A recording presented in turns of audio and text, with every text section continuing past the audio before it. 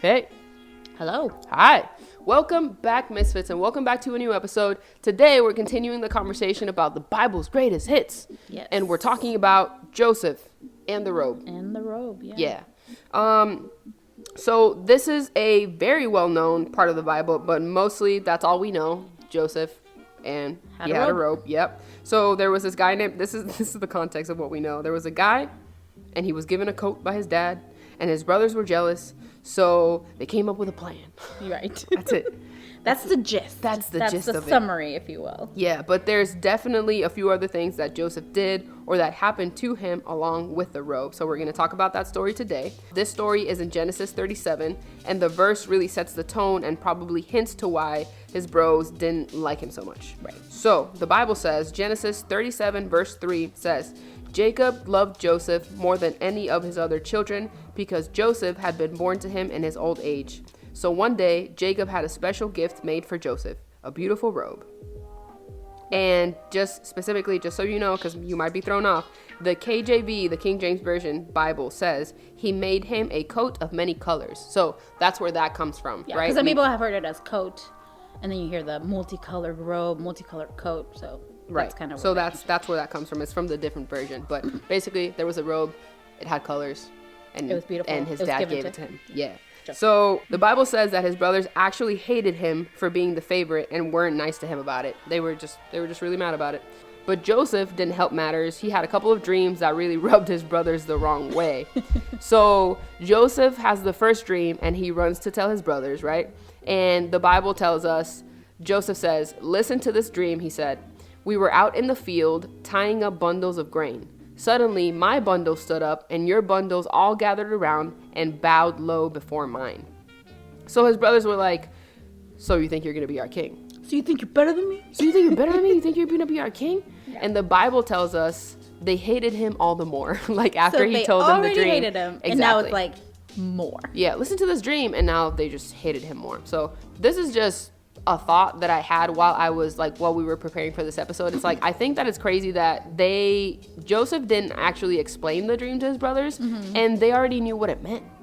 I almost feel like Joseph wasn't sure, like, or maybe he wasn't, like, he didn't have the whole picture, but he was just like, hey, I had this dream. Like, And this his is brothers really got it, like, cool. right away. Yeah, and I just think that's crazy because, Yeah. I mean, you have dreams now, and it's just like, I don't know what that meant. That was weird. Yeah. You know what I I mean? was following. And What does his that even brothers mean? were like, "Oh, so you're going to be our king?" It's Yeah. like, how did you understand that? I was talking about bundles of grain. Yeah. And they're like, no, you're talking about being king. Yeah, we don't know how he got there. But anyway, Joseph, that was the first dream. Joseph then has a second dream and again tells his brothers. And the Bible says, "Listen, I have had another dream," he said. "The sun, moon, and 11 stars bowed low before me."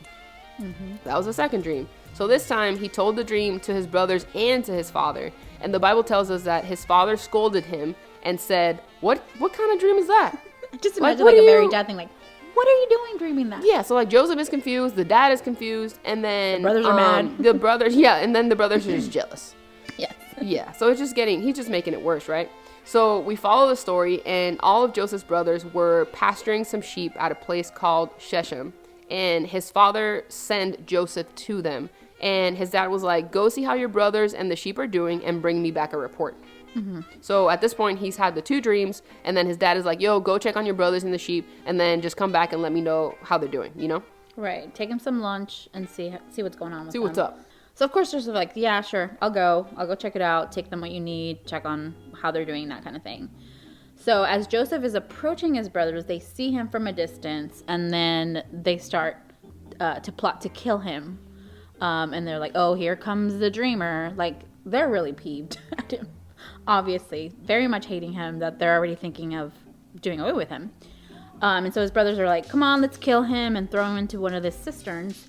And we can tell our father, oh, a wild animal ate him. Like, he's been eaten by a wild animal."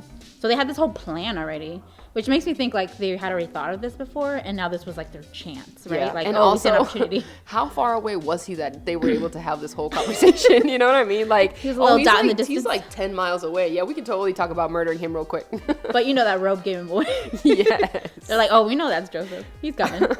So yeah, so they're like, "We're gonna do, this is our plan." Reuben, who's one of his brothers, kind of had a little insight, maybe a little heart moment. It was like, wait a minute, let's not kill him, but let's throw him in one of these empty cisterns, and he'll for sure die. Like, we're gonna put him in there. I mean, he'll be out here by himself. He'll definitely, like, something will kill him, or he'll die out here.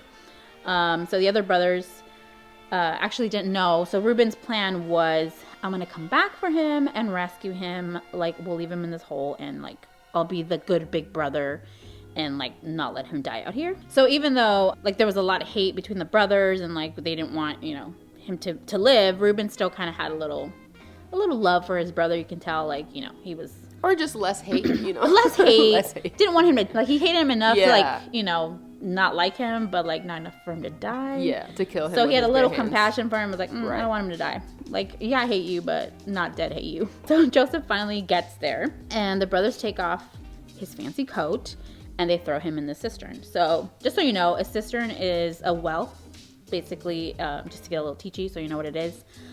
It was a well or a hole in the ground, and it's what collected rainwater. So obviously not like today where we have faucets and sinks and all that kind of stuff. Very common to have like these wells. It helped them collect water when they kind of ran low. So this is what was out there. That's what they threw him in, just so you kind of get a picture of that. So now Joseph is in this hole in the ground, right? They're in the cistern. And there's a group of what the Bible calls Ishmaelites. And they're Ishmaelite traders. And they were actually on their way to Egypt. And so one of the brothers has this idea, was like, hey, let's just sell him to these people. Like, instead of killing him, we'll just sell him away. And so they do. They sell Joseph for just 20 pieces of silver. Yeah, all great ideas. You know, let's kill him. No, let's just throw him in the hole. No, let's sell him. Yes. Great, all just great suggestions. Yeah. Just one after another. Yeah, solid. They were just, you know, Solid. dishing these out. Yeah. Then the brothers, because they sold him, they kind of had to have a plan to, like, how to explain this to the dad, right? So then the brothers kill a goat, put some blood on that coat that Joseph had. And so they take it back to the father, and we're like, oh no, look, he died. Like, they're so sad, right? Not really, but they take it to the father, and of course the dad's very, very torn up about it. He's in mourning because obviously he thinks Joseph died, and this was like the remnants of what happened to Joseph. And so as far as the story of Joseph and the robe, that's kind of where it ends, right? Like, Joseph goes on and it actually does go to Egypt. But just to get a little teachy, we talk about his experience, or like when he talked about his dreams just being, like, he was young. He was inexperienced. He didn't really understand what his dreams meant. So I don't believe he was sharing them to be boastful or to be like, I'm going to rule over y'all, or to put his family down in any way. It was simply like, hey, I had this dream. It was crazy. Let me tell y'all about it. Because I'm sure we've all been there. We've all had like crazy ideas or dreams. We're not necessarily trying to like hurt anybody. So it was very specific to Joseph that he actually had like a prophetic dream, but he didn't know it at the time. Mm-hmm. But his brothers definitely like read into that and were like, who do you think you are, kind of thing. Yeah, and even I think just knowing the position that he had in the family might have something to do with it too. Like, oh, already our dad loves you more. Yes. And now you're having these dreams, and that could have just been like accumulation of just like, I really don't like you, bro. Yeah, and now you think you're better than us, right. And having these dreams that we're going to serve you in some way.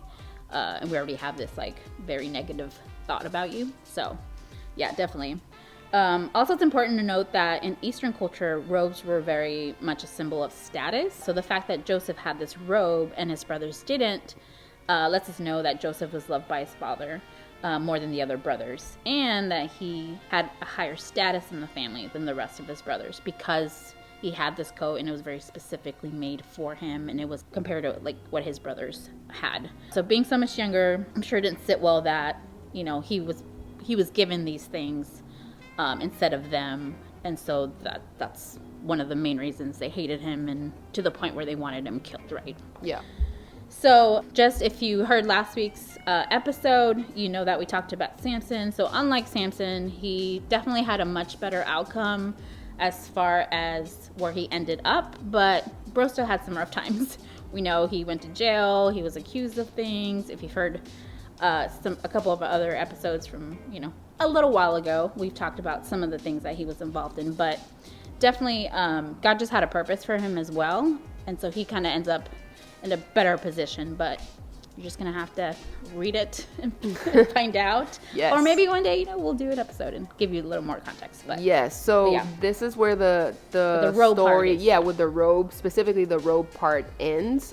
There is a lot more to Joseph's story, and we'll talk about that in another episode. But we just wanted to talk about specifically about the story about the robe, because we've all heard about it, right? We've heard about Joseph and the robe, and the robe in many colors. So now you have context. You know who gave it to him, why they gave it to him, and what happened to the robe after they sold him to the Ishmaelites and everything like that. So we hope that you enjoyed this episode. If you, for some reason, listen to this episode and you're like, yo, I need to know what happens, and you don't want to read it for yourself in the Bible, let us know. We could definitely do a part 2. As always, we want to thank everybody who's continued to listen to the podcast and continues to support us, to reaches out to us on Instagram or text us or whatever and tells us that the podcast is helping them. Thank you for letting us know that. It just helps us to keep going, as well as you're the reason that we're doing it for. Yes. So I'm just so happy that getting something from it. So happy that people are enjoying it. That really just brings value and encourages us to keep going. So thank you so much. We recently found out that you can rate podcasts on Spotify. Yes, so if you listen to us on Spotify, we would appreciate if you give us 5 stars on there and continue to rate and leave us a review on Apple Podcasts. Yes. And again, thank you so much for the encouragement. Thank you so much for the support. We love you. Yes, we appreciate you. Thank you so much. Thankful. Yep. As always, this is Fran. This is Yadi. We are the Midtown Misfits, and we will see you next week. Peace. Bye.